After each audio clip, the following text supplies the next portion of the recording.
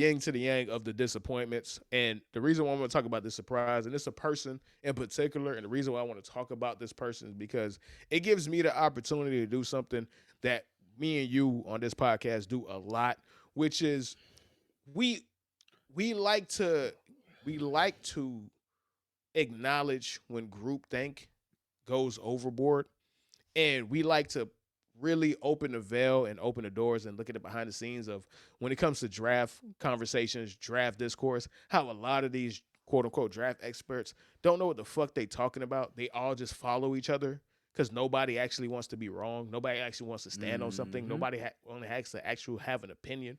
And I'm so happy that Brian Thomas Jr. had the season that he had. 87 receptions, 1,200 1,100 yards, yards, 1,100 1,200 yards, yards. 10 touchdowns as a rookie.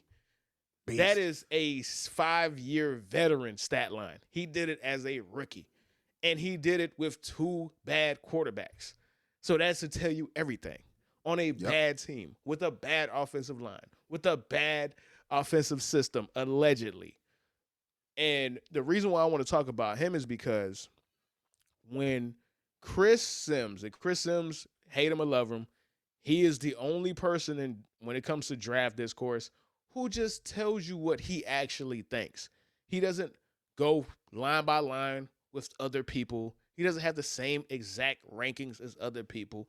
Hell, he had Zach Wilson over Trevor Lawrence. And I hate to break it to anybody who's listening. We kind of did too, which is the biggest biggest red eye on the history of this podcast, which we don't like to talk about a lot. Woo! That was But before people was watching. Yeah, that was that was before. before people was watching. Thank that was God. before. Our shit would have been dead on arrival if that fucking clip went viral. Holy shit. But I love that he has his own thought process and comes to his own opinion on these draft prospects, right? He is the only person who had Justin Jefferson. He's really good when it comes to wide receivers, right? When I think it was a 2020 draft, he's the only person who had Justin Jefferson ahead of Jerry Jeudy. Everybody had Jerry Jeudy as number 1. He didn't have Jerry Jeudy in his top 10. That's proven to be right. And he's the only person, I mean the only person that had Malik Nabers and Brian Thomas Jr. ahead of Marvin Harrison Jr. And based off of the 2 seasons that Malik Nabers had and Brian Thomas Jr. had, he was not only right, he was overwhelmingly right. But people try to clown him. And the only reason why people try to clown him is because nobody has real opinions, dog. And that shit is annoying. Well, here's the thing, Herbie. You can't really clown somebody for a draft pick, in my opinion, just because we don't even know how these motherfuckers gonna play out. Like when someone's giving their opinions, yeah, you can go with the opinion that most people go with, the safe opinion. But at the end of the day, if you actually watch film, you should be able to formulate your own opinion. And if it just so happens it deviates, who cares? Because at the end of the day, we all see different things. You and I can watch film, Herbie, and literally it could be the same play, and we'll take something different from it. So when I guess people, but most people don't watch film, Herbie. Most people go online and they look at the draft boards. What did Mel Kiper say? What did they look at what Daniel Jeremiah or whoever the fuck did they go to for draft advice? It could be like PFF. You know what I mean? But people go off of those things without actually.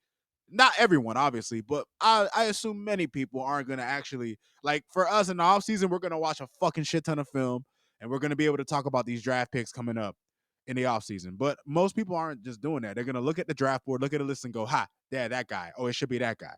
And it's a shame, but that's just the way things seem to be. But the part that pisses me off of what you're saying is that when he did that, he gets accused of trying to get clickbait. And he gets accused of trying to go viral when he's just giving his honest opinion, bro. Like, crazy. Herbie, we live in an era where people attack you like your opinion is wrong.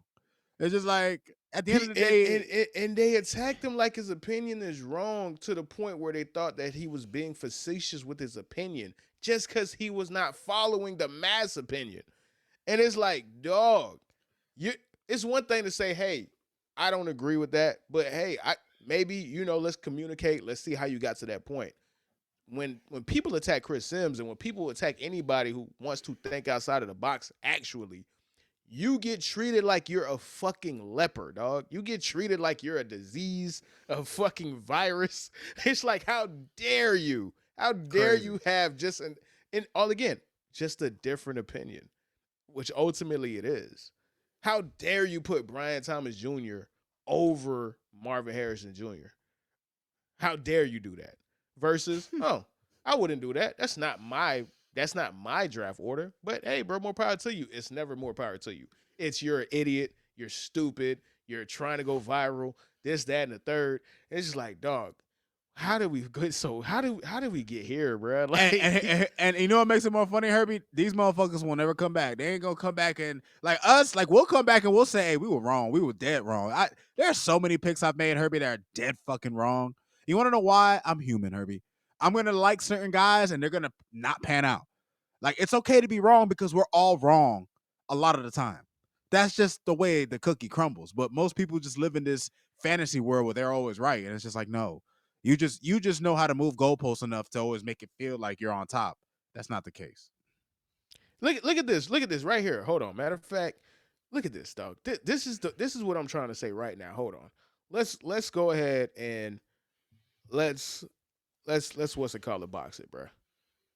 Let's go ahead. This was random, guys, so I do apologize. I wasn't even expecting to do this.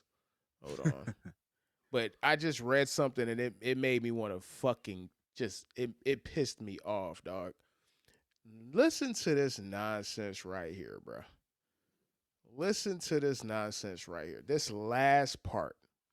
In each of these instances, Sims' analysis quickly rendered incorrect by on-field results. And while there's something to be said about being willing to take risk at a certain point, such a track record impacts the way others interpret your analysis. Not that Sim likely cares. He's always presented himself confident in his analysis. At the end of the day, the check's still clear. In an increasingly saturated industry, the 43-year-old has found a way to make his draft take stand out.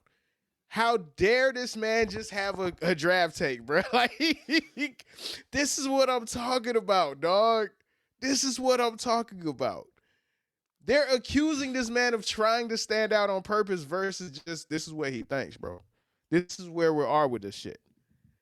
This is nuts.